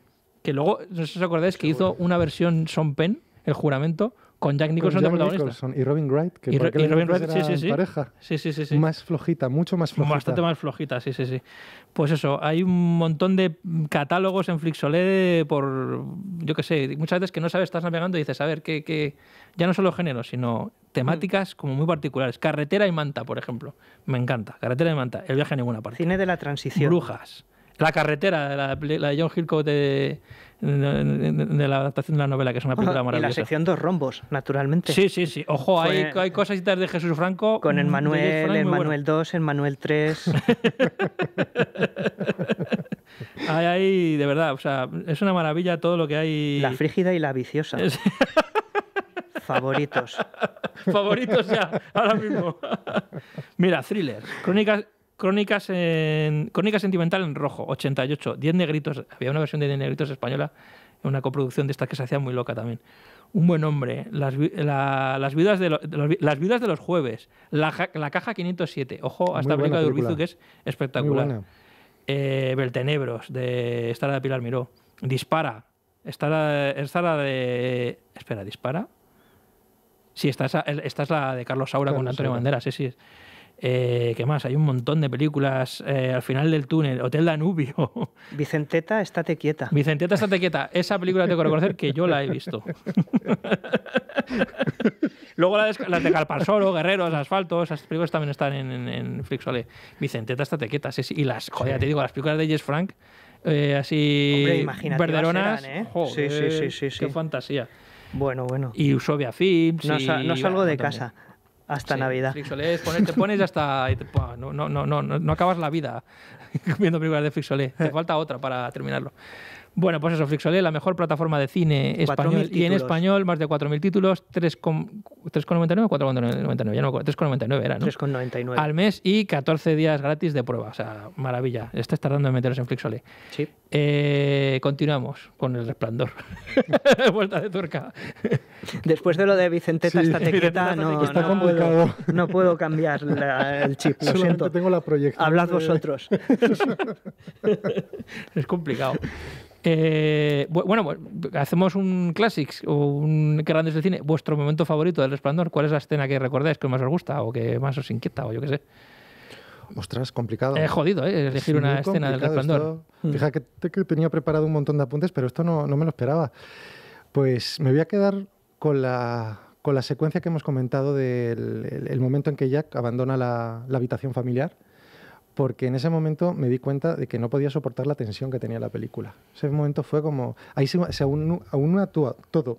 La parte de drama personal de Jack Torrance con Wendy y también la parte sobrenatural de Dani, porque Dani ahí explota, está en la cama, explota, y ese momento creo que es de una tensión por momentos inaguantable. ¿Te refieres también cuando va por el pasillo soltando la... Es que hay un momento que me gusta mucho de Jack Nicholson totalmente velado. Es posterior. Es justo posterior. Que, por cierto... Me encanta cuando va...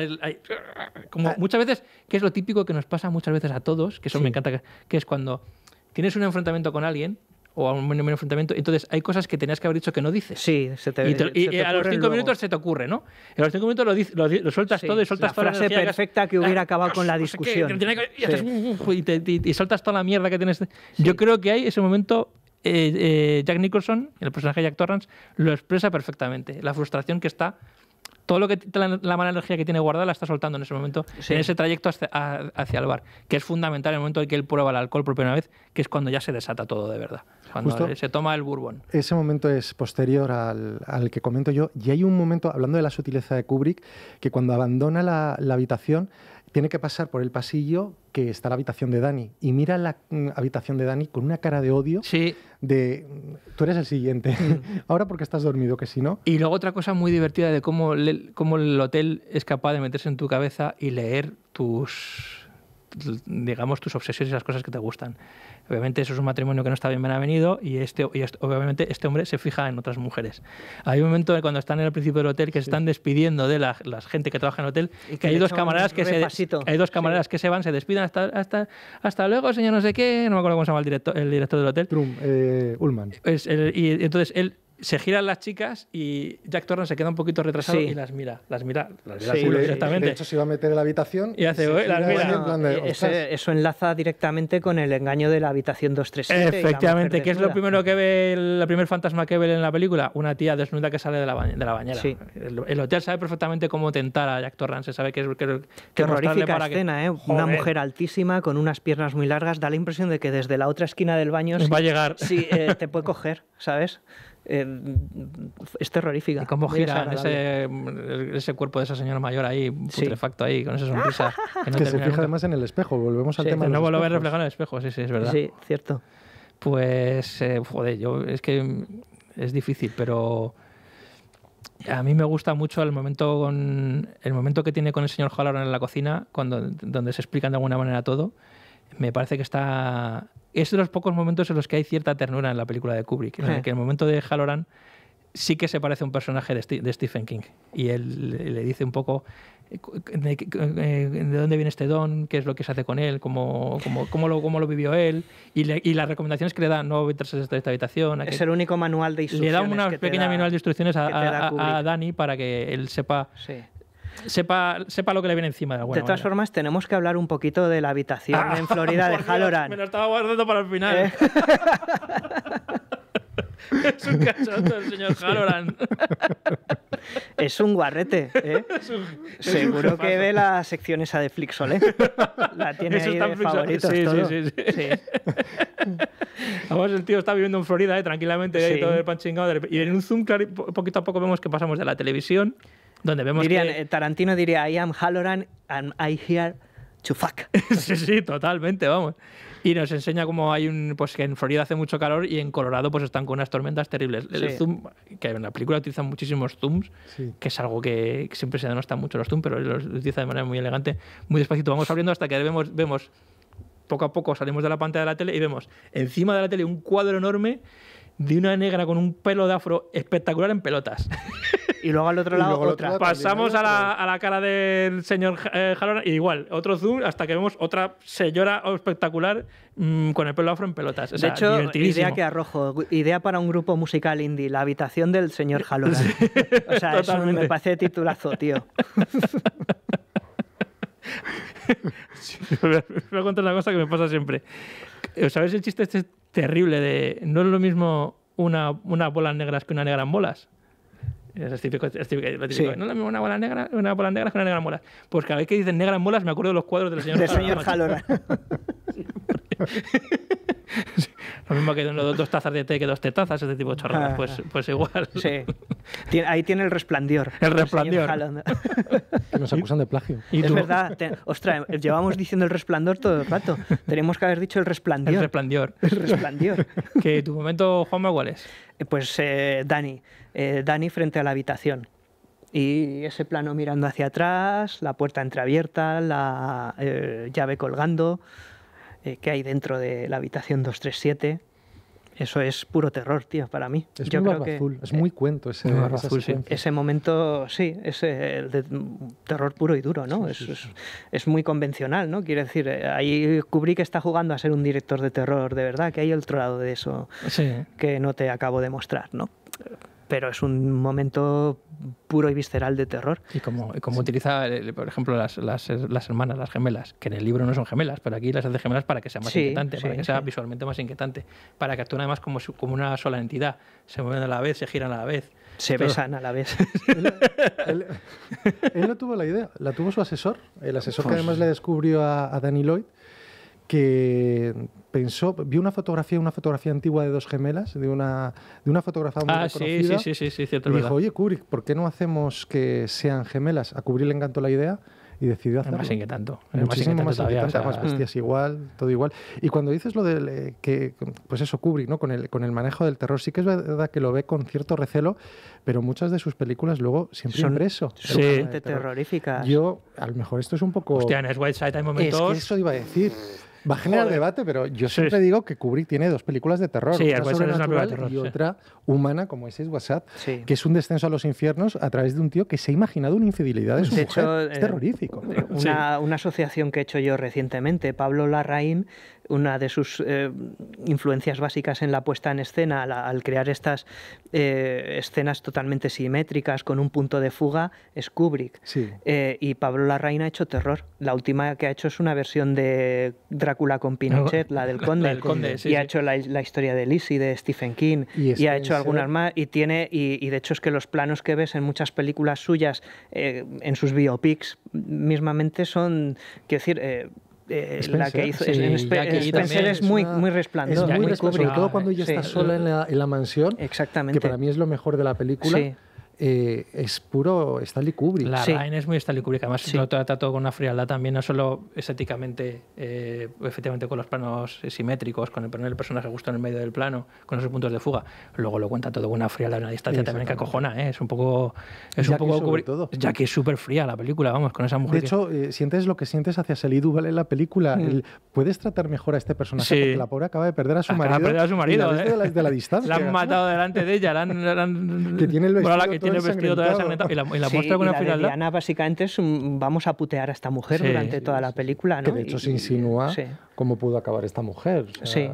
No Sí. tiene pelos en la lengua con un libro, creo recordar, hace tiempo Sí. que no la veo, como dándote a entender que esta chica tiene los días contados y en esa casa lo saben. Sí, pues mira, muy Resplandor, ¿no? Muy Es Resplandor. como Sí, si sí, sí, sí. la familia real británica fueran los espíritus del Resplandor. Están todos colgados en las fotos de las paredes, ¿no? Como al No voy a final. ver igual esta película. Exactamente, sí. No me gustó mucho, de todas formas, pese a esa influencia. A mí, que yo sí, creo que es yo notoria. tengo sentimientos encontrados con Pablo Larraín. Hay cosas que me gustan mucho, pero esa frialdad a veces también me saca un poco de las películas. Y Stanley Kubrick hay veces que consigue lo pone difícil a veces también, ¿eh? O sea, Sí. a mí me gustan sus películas, pero entiendo que haya gente que, hostia, diga, joder, es que esa distancia, esa frialdad, esa capacidad de no sentirte identificado con nadie, de no ponerte de parte de nadie, De no Sí, pero- empatizar con los no personajes. empatizar con nadie. Pero a la vez es un muy análisis difícil, ¿eh? de la condición humana brutal. Claro, Todo lo simplemente te para está que se- haciendo Es verlo siempre- desde un punto de vista objetivo. Totalmente Claro, objetivo. claro. Es como si fuese un marciano que viene a vernos y dice, Sí, "Mira, y te estos son dice, así". mira, esto es lo que Sí. somos. Yo no lo juzgo porque es que Sí. tampoco estoy muy por Bueno, encima de ellos. La posición que él siempre ha tomado de creador. Eres un creador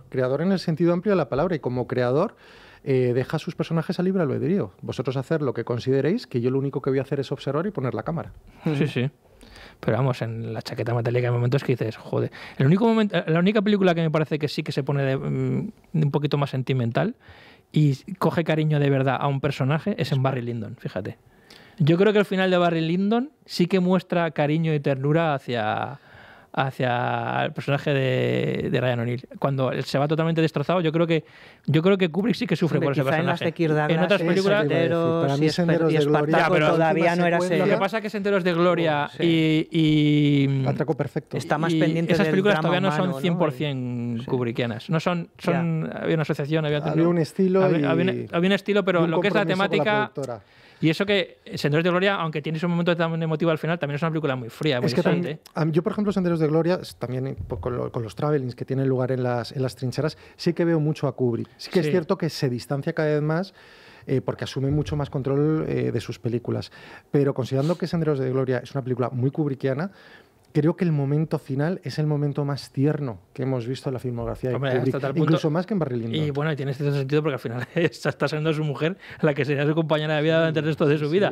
Sí. Yo creo que simplemente esa escena surge de verdad, de las pocas veces que surge del amor, porque yo creo que ahí es donde se muestra que Stanley Kubrick estaba enamorado de esa mujer que sale en pantalla. Pero muy pocas veces más. Muy Muy pocas veces por ejemplo, en Ice White Sat, el momento del espejo, que es más erótico que romántico, podría ser romántico incluso, pero ya hay un momento La mirada en que ella mira al Nicole espejo Kidman abajo, es más que es bien una declaración de terrorífica, intenciones sí. de esto es un presagio de lo que te voy a contar a partir de ahora. No hay ni un momento en el que haya un punto romántico, Que no, un que no. punto de cercanía con sus personajes. Nada. Todo es pura frialdad. Sí. Joder, es que hasta las comedias, o sea, comedias. bueno. Antes he dicho que Jack Nicholson es una máscara. Bueno, hay máscaras por doquier en Ice White Sat, ¿no? Sí, o sea, sí, que sí. yo creo que es un motivo que él también utiliza Es que deliberadamente. hasta Teléfono Rojo es... Claro, hay veces que te cuesta reírte porque como... No, a mí no me hace gracia Teléfono Rojo. A mí me parece, yo me río cuando sale Peter Sellers, mala, pero, me pero gusta. me gusta cuando sale Pero Peter no me Sellers. río. Pero está contado objetivamente tú si sobre papel lo lees y dices, bueno, esto es una comedia, pero luego como la manera que tiene de contarlo dices, hostia, No, esto es no, una comedia. ¿Se sí. lo está tomando en serio? ¿Esto es una coña? Sí. No Reflejo del sabes muy patetismo bien. más que otra cosa. No estás viendo una comedia como, por ejemplo, El Guateque, por poner un ejemplo Sí. de Peter Sellers.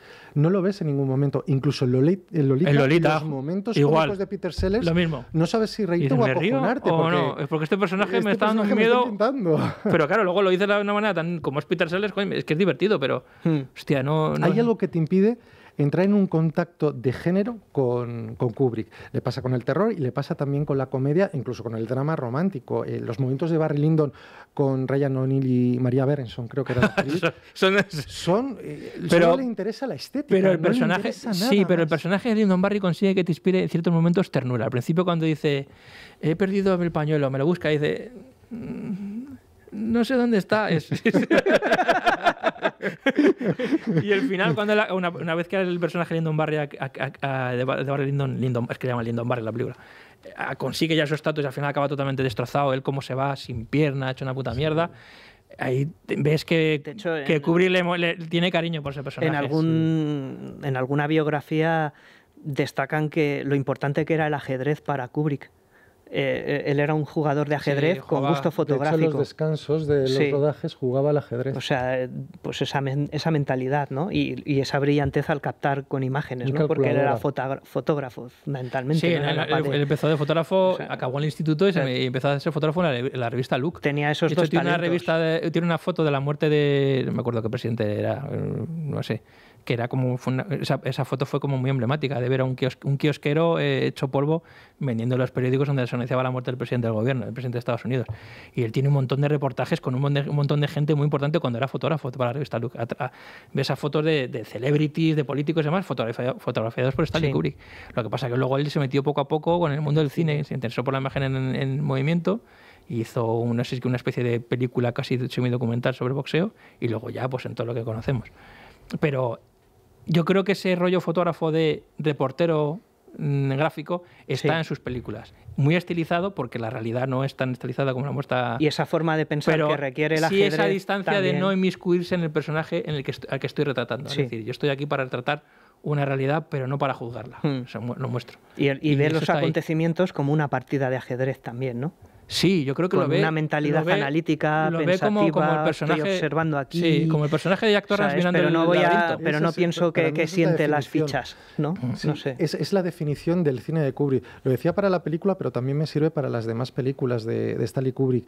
Al final, Kubrick es Jack Nicholson mirando el laberinto y dejando que sus personajes jueguen al libre albedrío. Eso lo vemos también en La Naranja Mecánica, que además fue muy polémica en su momento. Bueno, en Gran Bretaña estuvo prohibida muchísimos años, porque realmente es una película que dices, no es que ha tomado partido por una idea fascista. No, si lo que hace Kubrick es todo lo contrario, dejar que sus personajes actúen. Lo que no hace es juzgarles. Sí, y al sí. no juzgarles parece como que aprueba lo que está haciendo. No, Sí. ni No, muchísimo menos. Simplemente les ha dejado Crea distancia. crea una distancia y les ha Crea dejado que pero- actúen es como que- ellos consideran. Es que La Naranja Mecánica, tú ni siquiera cuando el personaje de Alex empieza a pasarlo mal, tampoco te sientes mucha simpatía por él. O a lo mejor él le da la vuelta y consigue que tengas algo de simpatía porque él está sufriendo, porque él está reclamando con su naturaleza. Pero cuando él se está cargando, se carga el mendigo, se mete dentro de la casa, hostia, es que consigue que te dé igual. No, de hecho es que es gente que tampoco las ve con ternura. Kubrick, las víctimas. No, Esas no, los Y ve luego con las ternura convierte, ninguna. las desprecia. Son chistes y lo casi. vemos en la segunda parte de La Naranja Mecánica, cuando vuelven a aparecer todos los personajes. Son grotescos. Son Sí, grotescos. son grotescos, sí, es verdad. El pobre hombre que ha visto cómo violaban a su mujer, que hay en un momento en que dices, por Dios, qué espanto lo que está viviendo. Cuando ves su carácter real, es un hombre que quiere utilizar a una persona para su beneficio político. Sí. Dices, pero este tío creía que tenía humanidad. El mendigo es un absoluto cabrón. Luego coge al grupo de mendigos para que le den una paliza. Al final, ninguno de esos Nadie se personajes salva. tiene ningún tipo de humanidad. Sí, Pero es es una que sociedad atroz, ¿no? Acordaos de la chaqueta metálica, que también tiene momentos que dices, me cago en la puta, ¿cómo es Y posible luego que veo que están cayendo todos los del pelotón, o parte del pelotón que hemos visto al principio que estaba en instrucción, y luego el pelotón nuevo que están en el frente, están en Vietnam, cómo van cayendo poco a poco, cómo se los van cargando, y tú dices, no estoy sufriendo. Pero una Seguro vez que ya descubren el misterio, localizan al francotirador y van a matar al francotirador y descubren que es una niña de 14 años, es que también da igual, joder. Es que dices, cuando Seguro se la que era- cargan, dices, pues vale, es que es lo que tenía que hacer. Era martes. Es que era Marte. Pero Era se martes. Pero eso está con el recluta patoso. El recluta patoso, que, Sí, da que le están igual. puteando toda Y la ahí película. dices, no tengo compasión como espectador, No, no. ninguna. Es que Kubrick Esas no quiere escenas que de la tenga. te lo terror, justifican. Yo Esa es vi muy la Jack Nicholson, chaqueta, además. esas escenas de terror. Yo vi la Terror. chaqueta metálica de pequeño y esas escenas de terror. Sí, Es que tiene la expresión Es de de Jack terror. Nicholson cuando está Aterrorizado, viendo sí. a su familia jugando en que van directos con la nieve, están jugando con la nieve, la expresión de Jack Nicholson es la misma que tiene ese actor en la chaqueta metálica. Sí. Así casi con los ojos en blanco, con la y cara. con esa sonrisa de te voy a aplastar los sesos. Como si fuese un maniquí. No quiero hacerte daño, solo aplastarte los jodidos sesos. Pero me hace mucha gracia en la chaqueta metálica cuando deciden que darle el correctivo los compañeros al recluta patoso, le atan en la cama, le empiezan a dar todos ahí con las pastillas de jabón, creo que era con las pastillas de jabón, que llega un momento que llega el bufón y Matthew Modine y se queda ahí pensando y dice, y le da. O sea, no hay dilema moral en ese momento de la película. Sabe perfectamente, no, tienes que dar, que se está jodiendo. Efectivamente, el recluta patoso, por culpa de él, los están puteando. Tiene que aprender. El otro día vi una foto muy entrañable en Twitter o en X de Matthew Modine, que todavía sigue siendo amigo de la prostituta, de la actriz que hace de prostituta. Yo $5, chupa, chupa. Que son colegas, que son amiguetes, ¿sabes? Ok. Está muy caliente. Ese momento es muy divertido. Sí. Pues son amigos, la actriz y él. Sí. Salen en un fotocall por ahí. Hicieron buenas migas. Sí, hicieron buenas migas. Bueno, se acaba el martes, ¿no? Sí. Hay que comer. Hay que comer, sí. Ya es hora. Sí. Pues nada, Gonzalo. Ha sido un placer volver a tenerte aquí por no sé cuántas veces vez, no lo sé cuántas veces, 10. Bueno, habrá otras 10 seguro.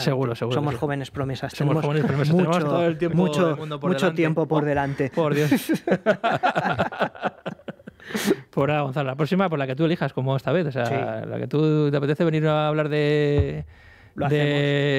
¿Cómo era? Enriqueta estate quieta, ¿cuál era? Sí, de Manuel Negra. Manuel Negra, pues es la primera película que voy a ver. No, la de Enriqueta me ha gustado vale. más. La voy a ver esta noche y hablamos para el próximo podcast. La que tú digas.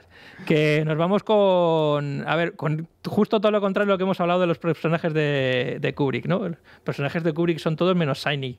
No son resplandecientes, son personajes súper chungos. Entonces hay una canción de Rem que se llama Shiny Happy People, que yo creo que es todo lo contrario muy bien. a lo que es como acabar con es como cuando El Resplandor acaba con un vals. Sí, igual, exactamente. El mismo efecto. Todo ¿Una fiesta? Sí, una fiesta 4 de hecho, si ves el vídeo es todo colorido, divertidísimo, con Michael Stipe, la cantante de los B-52 ahí y como ¡wow! O sea, todo lo que no es El Resplandor, pero sí que se ve a lo mejor un poco en el final los aplausos y el que se oye cuando aparece la foto de Jack Torrance dentro del baile del 1921. Pues nada, nos vamos con Rem y hasta la semana que viene. Hasta la que viene. Paripar, con Juanma González y Dani Palacios. El podcast. Yeah.